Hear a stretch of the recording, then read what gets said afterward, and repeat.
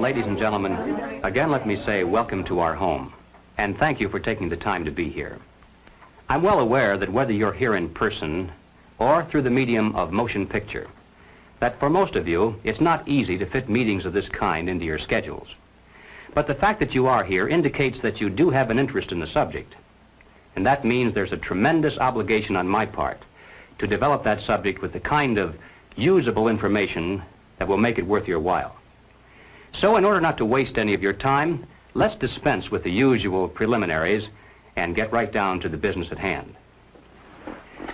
The title of this presentation is More Deadly Than War, but the subject matter itself is revolution. We're going to examine in quite a bit of detail the communist theory and practice of revolution, particularly as applied to the United States. Now, this will not be something dreamed up out of thin air. This will be the strategy as taught by them and advocated by them in their own manuals, in their textbooks, and in their schools. Now, the organization of this material will lead to three rather startling conclusions. The first is that the communist program for revolution in America is divided into two phases, violent and nonviolent. The second conclusion is that the strategy for violent revolution calls for chaos, anarchy, mass confusion and panic among the people, a crisis in government, and then, out of the vacuum, the sudden seizure of power by communist-led guerrilla bands. The third conclusion is that the nonviolent phase of revolution actually is more important to the communists and more potentially dangerous to us. Now, the strategy for this phase calls for the gradual transition of our government into a communist regime, done peacefully and legally, but under the banner of socialism. This, then, is the outline of the material that lies ahead. So, let's start right at the beginning with conclusion number one, which is that the communist program for revolution in America is divided into two phases, violent and nonviolent. Now, a good place to begin is with this communist booklet entitled On the Nature of Revolution, the Marxist Theory of Social Change. It was written by Herbert Aptheker, one of the leading theoreticians of the Communist Party in this country. And on page 11, Aptheker says, "The equating of violence with the nature and process of revolution is not correct. Violence may or may not appear in such a process, and its presence or absence is not a determining feature of the definition." Now, this comes as quite a surprise to many of us because for years we've been used to thinking of communist revolutions only as those which involve the overthrow of governments by force and violence. Now, that entire phrase has been written and spoken so often as a single concept that many of us haven't even considered the possibility that the communists might have another approach to their goal, that they might overthrow the government without force and violence, that they might, in fact, plan to come to power through means that properly could be called peace and politics. Now, in order to go any further, it'll be necessary for us to define a few terms. When the communists speak of the two kinds of revolution, they don't come right out and say so in plain English. Of course not. You see, they claim to be practicing something called scientific Marxism, and so they have to dress up these crude concepts in elaborate phraseology. For instance, when the communists speak of violent revolution, they describe it as a war of national liberation. Now, the so-called theory behind this is that the people of the country marked for takeover supposedly are an oppressed people. They're dominated by an imperialistic foreign power that has colonized them and exploited them. And so the communists claim that it's their duty, their historic duty, to liberate them from the yoke of fascism or imperialism or colonialism or whatever. Now, naturally, the communist orientation of the movement is played down. They prefer to identify themselves usually as a People's Army of Liberation or a National Liberation Front. Of course, this is the kind of guerrilla warfare we've seen used in China, Algeria, Cuba, South Vietnam, and many other places around the world. But there are other phrases also used to describe the same process.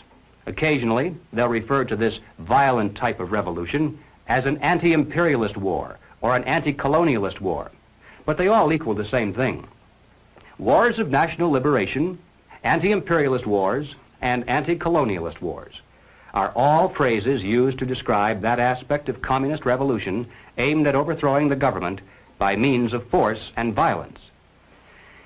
To describe their nonviolent revolution, the communists most often use the term proletarian revolution, but they also refer to it as the socialist revolution and sometimes as the anti-monopoly struggle. But here again, they all add up to the same thing. The proletarian revolution, the socialist revolution, and the anti-monopoly struggle are all merely different ways in which the communists describe their strategy for overthrowing the government through non-violent means. Well, all right, having defined some of the key phrases, we can return now to the communist literature and be able to understand what they mean when they use these words. Now, in 1960, the representatives from communist parties all over the world gathered in Moscow and issued a joint declaration which included this statement: "Our time, whose main content is the transition of capitalism to socialism, is a time of socialist revolutions and national liberation revolutions." In other words, simply stated, we're living in an era of two kinds of revolution, one violent and the other nonviolent. Now, here's a document published by the Communist Party in this country in 1968. It's entitled "The New Program of the Communist Party USA, a Second Draft." And on this subject, here's what it says. "Contemporary revolutions bear two distinctive marks. They are socialist, they are anti-imperialist. More than 1 billion human beings are now embarked on socialist revolution. A larger number is in varying stages of revolution for national liberation." Well, in order to relate this general concept of two kinds of revolution to the specific application here in the United States, it'll be necessary for us to examine rather closely the communist position on what they describe as the Negro question. Now, basically summarized, the communist position on the Negro question is as follows. As early as 1928, the communists declared that the racial differences among our people constituted the weakest and most vulnerable point in our social fabric. By constantly probing and straining at this one spot, they calculated that eventually the cloth could be torn apart and that Americans could be divided, weakened, and perhaps even set against each other in open combat. They said in no unmistakable terms that the Negro people, because of their secondary social status and their predominant working class composition, offered greater revolutionary possibilities than any other cross-section of the population. To develop these possibilities, the communists proclaimed that the American Negro constituted a separate nation within a nation, a colony within the continental borders of the United States. The people of this nation were said to be oppressed and exploited by colonialist, imperialist, racist America. Consequently, the Communist Party called for their liberation, their right to self-determination, to break away from the United States and to set up their own nation within our borders. Now, to bring this about, of course, force and violence must be used. A war of national liberation must be fought. The territory designated for this nation to be liberated was the Black Belt in the South, those counties and states in which the Negro population was dominant. When established, the new nation was to have a Soviet-type government and be totally subservient to the Communist Party. But, and this is extremely important, the communists made it clear from the very beginning that they could never hope to capture all of the United States with a war of national liberation, only part of it. You see, elsewhere in the world, the segment of the population supposedly liberated by the communists has been a majority segment. The peasants in China, the Muslims in Algeria, all the people in Cuba. But in the United States, our Negro population is in the minority. And even if the communists should be successful in creating similar liberation movements among other segments of our people, as they're trying to do, for instance, among Mexican Americans, Puerto Ricans, and even American Indians, even if they should succeed and then amalgamate all of these together into one large liberation movement, it still adds up to a minority of the total population. And the communists are not stupid. They realize that revolution of force and violence dependent upon a minority is doomed to ultimate failure, except in those areas where they actually do constitute a majority. But they aren't going to settle for just part of the United States. They want all of it. And so they made it clear long ago that their violent war of national liberation must be secondary to the nonviolent proletarian revolution. To take the United States, all of the United States, it'll be necessary, they say, to involve white people as well as black, to create a broad coalition, a revolutionary link between the civil rights movement, organized labor, peace groups, student dissidents, and in general, to escalate their revolution in America from race war to class war. Now this, in a nutshell, is the communist position on the Negro question. Let's turn now to the record and see how the communists themselves explain it. Now, this communist booklet, entitled American Negro Problems, was published in 1928. It was written by John Pepper, alias Joseph Pogany. Now, Pogany was sent to this country as the personal envoy of Joseph Stalin, and his specific mission was to bring the American Communist Party into line with the policies and directives from Moscow, particularly with regard to the Negro question. And here is what Pogany said.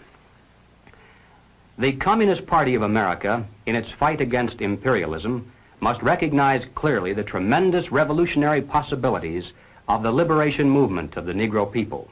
It is the basic duty of the Communist Party to develop all revolutionary possibilities of the Negro race. The Black Belt in the South constitutes virtually a colony within the body of the United States of America. Self-determination means the right to establish their own state, to erect their own government if they choose to do so. The Communist Party of America must come out openly and unreservedly for the right of national self-determination for the Negroes. But it would be a major mistake to believe that there can be any other revolution in imperialist America than a proletarian revolution. Now let me repeat that last sentence, because it's the key to this entire presentation. It would be a major mistake to believe that there can be any other revolution in imperialist America than a proletarian revolution. Well, moving forward to the year 1935, we come to this communist booklet entitled The Negroes in a Soviet America, written by James Ford and James Allen. Beginning on page 24, the general strategy is laid out in rather graphic form. You see, there's a major heading here entitled The Negro and Revolution. Directly beneath this, there's a subheading entitled Two Revolutions in One. And then within this section, it says, the problem of Negro liberation has two aspects. We shall first consider each separately and then show how the solution for the first flows into the solution for the second. Now, the next subheading then is entitled The Rebellion of an Oppressed Nation. And the section that follows that describes the violent revolution that must be fought to liberate the Black Belt of the South. And then finally, over in the next page, there's another subheading entitled The Proletarian Revolution. And here we begin to get an idea finally of what this phase of the revolution is all about. It says, capitalism is decaying. It is an outworn system. Capitalism is based upon the private ownership of machines, factories, railroads, land, and all other means of production. Only one thing can do away with the basis for the existence of capitalism, the expropriation of the capitalists. And by the way, I'm sure you realize that everyone here, by communist definition at least, is a capitalist. So you should feel good to know that there are those who are planning your expropriation someday. In order to expropriate the capitalists, the workers first need to discard the existing government machinery and to institute a working class government. Under this new workers' government, the building of socialism begins. Now, exactly what that's all about, the building of socialism, we'll get to in a moment. But finally, on page 28, under the third subheading entitled The Combination of Two Revolutions, the communists reveal how the two phases of their revolution are related to each other and which of the two is most important to them. Between the proletarian revolution and the revolution of the Negro people, there is a living link. This is the working class. Here reposes the leadership of the two aspects of the revolution. But the Negro communist is first and foremost the exponent of the proletarian revolution. Well, 1935 is a long time ago, and sometimes we hear it said that the communists have since abandoned this concept. But ladies and gentlemen, they cannot abandon it, for the simple reason that if they did so, they'd be abandoning the classic dual form of revolution dictated by Marxism-Leninism. They'd cease to be communists. To justify violence, they have to be able to claim that they're liberating people. And if people are to be liberated, then it's necessary to go through the motions, at least, of pretending that they have a right to form a nation of their own. And so the communist position on the Negro question today is no different than it was back in 1928. Now, Political Affairs is the official monthly magazine of the Communist Party in this country. The date on this particular issue is November 1968. The feature article for that month was The Right of Black America to Create a Nation, written by communist theoretician Claude Lightfoot. Now, Lightfoot points out that many years of migration of Negroes into the North and of Caucasians into the South have altered the population statistics to the point where the black belt is considerably smaller today than it was when the communist position on the Negro question was first drafted. Therefore, he says, the concept of a Negro nation must not necessarily be restricted to just one large territory in the South, but must be expanded now to include the so-called ghetto areas in the North. So having updated the basic strategy to reflect present realities, he then repeats the same old communist line. On page 9, he says, we should call for a plebiscite of all black Americans on whether they want to remain in the general Commonwealth or to establish another nation within the continental United States. Thus, the slogan of self-determination today means the struggle for the right of black America to form a nation if it elects to do so. Now, in passing, ladies and gentlemen, you may have wondered why the Communist Party has been a staunch supporter of the drive to place a black studies curriculum into our high schools and colleges. Well, the reason becomes obvious the minute you take a look at the textbooks and the study guides. The net effect of these courses on the students who enroll is to create a consciousness of nation. By stressing the historical and cultural differences between our black and white citizens instead of the similarities, the predictable impact upon the student is such that he'll view the communist call for a separate nation with far more acceptance than his parents did. Under the guise of academic balance, these courses have become a brilliant device for conditioning young people to accept still one more part of the total program for revolution. But returning once again to Claude Lightfoot, after having called for a separate nation, he then repeats the ever-important point that as important as the national liberation movement may be, it still must be secondary in importance to the nonviolent, peaceful transition to communism called the socialist revolution.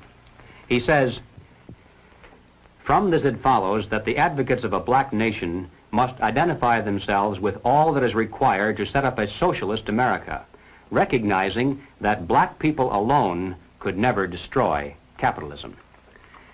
To digress again for just a moment, I'd like to point out that this concept of two kinds of revolution is really the basis for that much publicized split between Moscow and Peking. The Moscow group says there are two kinds of revolution, violent and nonviolent. We believe in using either or both, depending on which combination proves to be the most effective. But as true Marxist-Leninists, we believe that the gradual, nonviolent approach is more effective in today's modern world. To which the Peking group shouts in reply, heresy, heresy, True, there are two kinds of revolution, and we too are willing to practice either or both, but we are the true Marxist-Leninists, for we believe that the quick, violent approach is more effective in today's modern world. And there's the total difference between the two factions of world communism. Each claims to be more correct in its interpretation of classical communist strategy. But as far as the United States is concerned, you can be sure that it makes precious little difference. Both types of revolution are being used against us today. Both are enhanced by the presence of the other, and both lead to exactly the same destination. All right, let's move along now to the second conclusion. The strategy for violent revolution in America calls for chaos, anarchy, destruction, a crisis in government, mass confusion and panic among the people, and then out of the vacuum, the sudden seizure of power by communist-led guerrilla bands. Now, this is the kind of activity, the overthrow of government by force and violence, that most people think of when they speak about communist revolutions, so there's no need to belabor the point. But I'm going to take just a moment to show the extent to which the communists actually are planning to use this kind of revolution against the United States. Now, this is not so well known. Now, here is a book that I think ought to be in every home library. It's entitled Color, Communism, and Common Sense by Manning Johnson. Now, as you can see from his photograph, Manning Johnson was a Negro, and he was also a member of the Communist Party. He joined the party as a young man because he honestly believed that the communists were trying to improve the conditions of his people. He was a dedicated communist, and eventually he rose to one of the highest ranks. He was appointed to the National Negro Commission of the Communist Party, USA. But after many years, Manning Johnson finally came to the realization that the communists weren't the least bit interested in improving the conditions of the Negro people. He discovered that instead they were merely planning to use his people, and these are his words, to use them as cannon fodder in a bloody revolution to destroy America. And when he woke up to this, he dropped out of the party and devoted the rest of his life trying to alert his fellow citizens of all races to the true nature of the Communist Party as he knew it to be from the inside. And this book contains much of that story. I wish I had the time to examine the entire volume with you page by page, but here at least is one short quotation that pertains to the immediate topic. Manning Johnson said, "Black rebellion was what Moscow wanted. Bloody racial conflict would split America. During the confusion, demoralization and panic would set in. Then finally the Reds say," now at this point he quotes verbatim from a communist directive that he studied while inside the party.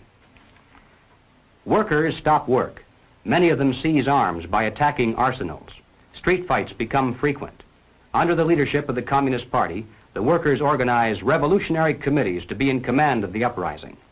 Armed workers seize the principal government offices, invade the residences of the president and his cabinet members, arrest them, declare the old regime abolished, establish their own power." Now, here is a piece of vicious communist propaganda that perhaps some of you have seen. It's called The Crusader. It's published periodically in Red China and is widely circulated through the Negro communities here in America. It's written by Robert F. Williams, one of the organizers of the Revolutionary Action Movement, better known as RAM. Williams also was the president of the local chapter of the NAACP in Monroe, North Carolina. At that time, needless to say, he wasn't telling very many people that he was also a member of the Communist Party. Now, one day back in 1961, he decided to start a small war of national liberation of his own. Apparently, he was too impatient to wait for the big signal. So finally, to avoid prosecution for assault with a deadly weapon and for kidnapping, he fled to Cuba and then to Red China, where he now writes communist propaganda. One other thing you should know about Robert Williams is that recently he was elected by members of SNCC, CORE, RAM, the NAACP, and similar groups as the president in exile of something called the Republic of New Africa. Following the communist line in every detail, these men claim that they're the representatives of a new government and a new nation within the continental borders of the United States. They issued a demand to the State Department that a large segment of land be turned over to them as their rightful territory. The proclamation said that they're now prepared to negotiate in good faith the peaceful transfer to them of the southern portion of the United States. The implication being, of course, that if they don't get it peacefully, then they'll just have to take it by force and violence. Already, the Republic of New Africa has established a central headquarters in Mississippi, and its leaders in the north are actively recruiting a Black Panther guerrilla force and what they call a Revolutionary Freedom Corps, the RFC, from among black militant students to act as organizers and to set up local provisional governments, as they call them, in the so-called ghetto areas. But the reason I've mentioned all this is merely to introduce properly one Robert F. Williams, the president in exile of this Republic of New Africa and the author of The Crusader. Now here is what Robert Williams says. The lifeblood of U.S. capitalism is its productive capacity and its extensive commerce. If these two factors were to become paralyzed and rendered sterile, the orderly function of the government establishment would degenerate into a state of chaos, and the superstructure of the system would collapse. The more automated a society is, the more vulnerable it is to forces of calamity. What would highly mechanized America be without electrical power? What would it be without modern transportation? What would it be without its industrial capacity? And then, having asked these questions, Robert Williams proceeds to explain in minute detail exactly how to manufacture the devices that can be used by a mere handful of people to ensure that highly automated America will lose its electrical power, its modern transportation, and its industrial capacity. I can assure you, ladies and gentlemen, that less than a dozen people, if they know what they're doing, can reduce any of our major cities into a helpless, seething mass of confusion, panic, and death. Just one person can poison the city's entire water supply, or destroy the main aqueduct, or blow up the principal pumping stations. And where would people in Los Angeles, for instance, get a drink of water if it didn't come out of a pipe? And how long can a human being survive without water? 4 or 5 days, perhaps? But long before that, there'd be tens of thousands of people dead in our cities, not from thirst, but because they were unable to defend what water they had from roving bands of desperate people who were dying of thirst. And that's thinking only of the loss of water. In your mind's eye, compound that with no food, no electricity, no way to dispose of sewage, no police protection, no water pressure to fight fires, no radio or TV, no telephone, no buses, no gasoline for your car, no way to escape, no place to go if you could. And don't think for a minute that the countryside would be immune from disaster either. In this issue of The Crusader, the communists call not only for extensive chaos within the cities, but for putting to the torch every village, every forest, every field, and every barn. The plan is for raging fires from one city to the next. The reason? Well, first, there's the value of sheer destruction. Secondly, it would force us to deploy our defenses and rescue units over the widest possible area. The communists point out that as long as our police and National Guard remain concentrated, they're invincible. But if they can be forced to spread out over the entire city and into the countryside as well, then they can be picked off from ambush one by one. And the third value of massive fire to the communists is psychological. The average American, they say, soft and decadent, when he sees billows of black smoke rising from one horizon to the other, when at night the only light he has to see by is the flickering red from flames leaping into the sky, he'll become paralyzed with fear and panic. He'll run away and hide and do nothing to interfere with the guerrilla bands as they strike at the community's power centers. The Crusader explains how to set up sniper units in crowded metropolitan areas, how to manufacture jumbo Molotov cocktails, the gallon jug size, and how to mix the gasoline with certain ingredients to make it burn like napalm, how to pour gasoline into utility manholes in the streets to set fire to the main telephone cables, how to put sulfur tips from matches into air conditioning units and blow up large buildings, how to ignite gas mains and oil storage tanks. It explains how radio-controlled model airplanes can be used to fly explosive charges over heavily guarded fences into gasoline storage areas or munition stockpiles. It even calls for infiltration into the National Guard units. Revolutionaries posing as non-militants